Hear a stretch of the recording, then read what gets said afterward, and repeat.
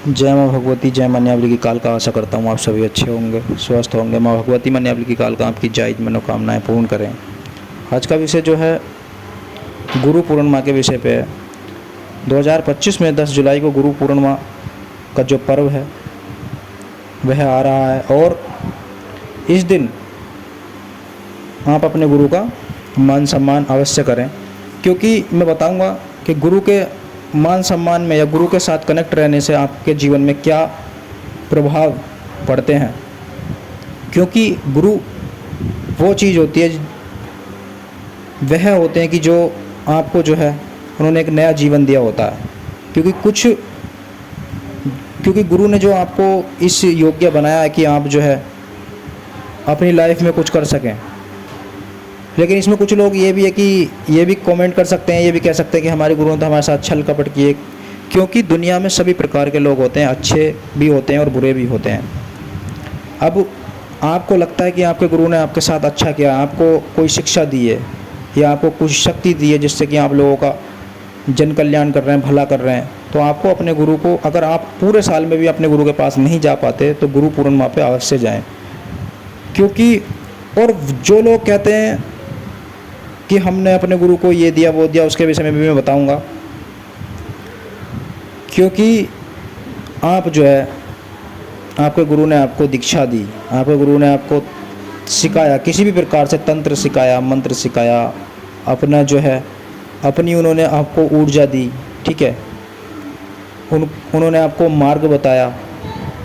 अब कुछ लोग क्या कहते हैं कि गुरु को कुछ दे देंगे, भेंट कर देंगे उनके मान सम्मान में, तो वो दिखावा करते हैं, बताते हैं कि हमने ये दिया वो दिया। देखो, जिस प्रकार से ईश्वर होते हैं, भगवान होते हैं, इसी प्रकार से गुरु होते हैं, ठीक है ना।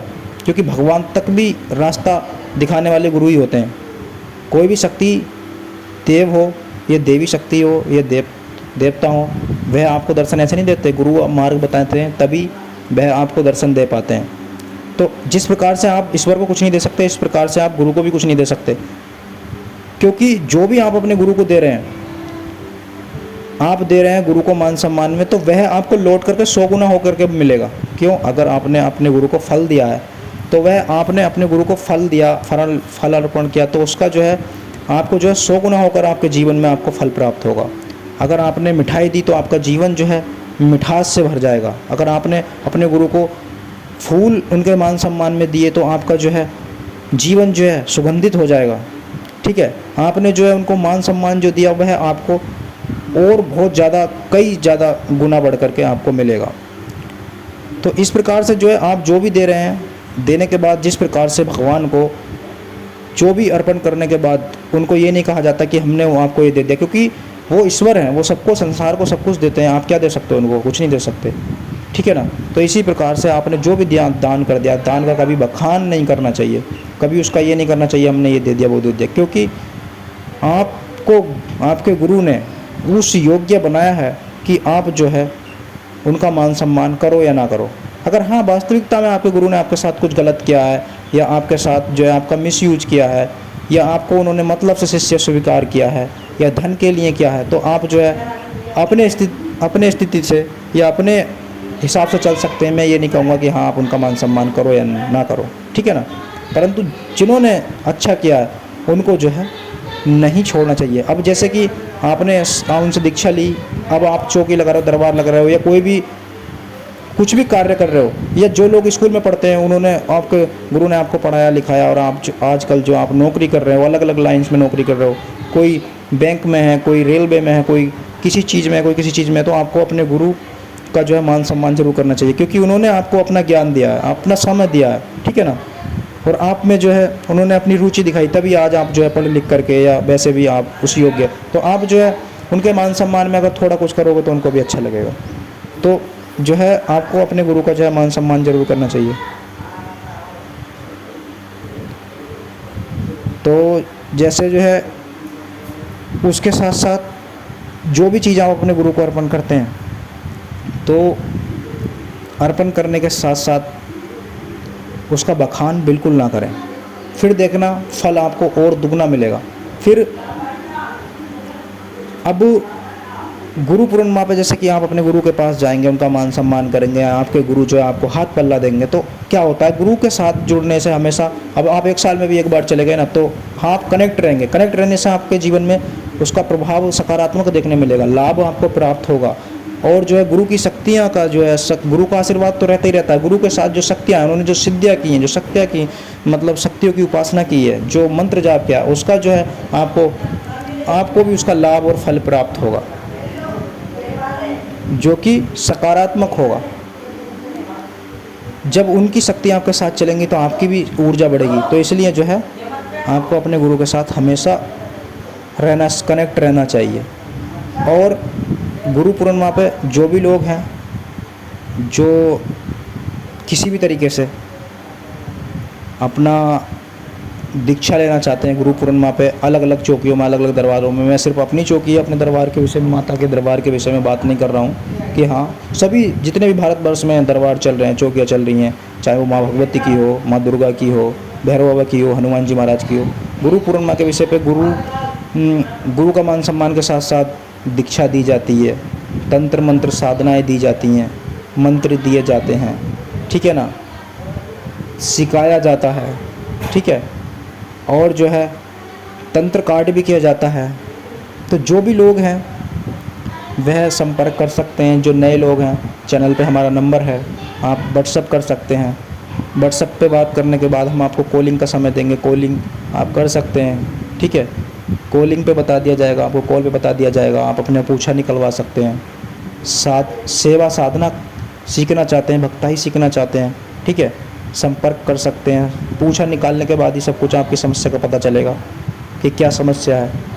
तंत्र काट अपना करा सकते हैं। अगर आपके घर में पितृ प्रसन्न नहीं है, पितृ दोष है, या पे कुल देवी देवता रुष्ट हैं, या आप पर तंत्र किया गया है, या आपको खिलाया गया है, या आपको पिलाया गया है, आप पे जादू टोना किया गया है, किसी प्रकार से भी आपका जो है मतलब आप पे तंत्र प्रहार किया गया है किसी प्रकार से भी, तो वो सब चीज़ देखी जाती है। और बहुत शांति के साथ जो है आपके पूछा देखने के बाद तंत्र काट होता है, ठीक है ना। और देखो, क्योंकि जो लोग आपका जो है देख सकते हैं अच्छे से, वही आपका तंत्र काट कर सकते हैं। ये नहीं है कि आए जल्दी से देखा, जल्दबाजी में और जो है निकाल दिया, क्योंकि तंत्र से पूरे भारतवर्ष में कितने लोग परेशान हैं और उनको क्या क्या समस्या देखने को मिल रही है। क्योंकि आजकल जो है अपनी थोड़ी सी किसी भी रंजिश को लेकर के, किसी भी लड़ाई को लेकर के, विवाद को लेकर के लोग तंत्र कर देते हैं। किसी पर मसानी की चौकी छोड़ दी, किसी पे माँ काली की चौकी छोड़ दी, किसी पे जो है किसी बाबा बुला की मसान की छोड़ दी, किसी पे किसी और अन्य देवता की छोड़ दी। बहुत सारे ऐसी शक्तियाँ हैं जिनको छोड़ देते हैं लोग, गलत में चलाते हैं और गलत कर देते हैं, जो कि नहीं करना चाहिए। अगर किसी आप में जो है किसी प्रकार से किसी ने आपको गलत बोल दिया या कुछ भी हो गया, तो आप जो है उससे भी खाली जो है आप या तो उसको क्षमा कर दें, या फिर कुछ कह कर के जैसे उसने आपको कहा है उस प्रकार से उसका जवाब दे सकते हैं। लेकिन तंत्र नहीं करना चाहिए, क्योंकि तंत्र जब एक बार कर दिया जाता है तो जब तक तंत्र उतारा नहीं जाता तो पीढ़ियों से वो व्यक्ति अगर ख़त्म भी हो जाएगा जिस पर तंत्र किया जाता है, तो उसके घर से तंत्र ख़त्म नहीं होता। वो तंत्र जो है दूसरी पीढ़ी पर अपने आप ऑटो ट्रांसफ़र हो जाता है, अपने आप जो है वो दूसरे व्यक्ति पर चला जाता है। अगर जिस व्यक्ति पर तंत्र कराया गया और वो ख़त्म हो जाता है तो वो दूसरे पर चला जाएगा, फिर दूसरे के बाद तीसरे पर चला जाएगा, लेकिन जब तक उसको कोई उतारेगा नहीं। और तंत्र जो है एक बार करने के बाद जब उसको जल्दी नहीं उतारा जाता, जल्दी नहीं उसका काट कर पाते या करवा पाते लोग, क्योंकि कुछ लोग समझ नहीं पाते, डॉक्टरों के पास जाते हैं और सारी चीज़ें करवाने के बाद रिपोर्ट नॉर्मल आती हैं और बहुत सारे पैसे लगते हैं, बहुत सारी चीज़ें होती हैं, तो कुछ लोगों को समझने में बहुत समय लग जाता है। तो वो जो है अपने जीवन में बहुत सारी जो मतलब अपनी प्रगति करते हैं अपने जीवन में, वो रुक जाती है, उनकी आर्थिक स्थिति डाउन हो जाती है, उनकी हेल्थ जो है बहुत ख़राब हो जाती है, तो वो परेशान हो जाते हैं, वो जूझते हैं। तो उस चीज़ को जरा सोच करके आप जो है दुरुपयोग इस चीज़ का ना करें, क्योंकि तंत्र जो है जन कल्याण हेतु है, इसे गलत करने के लिए नहीं है।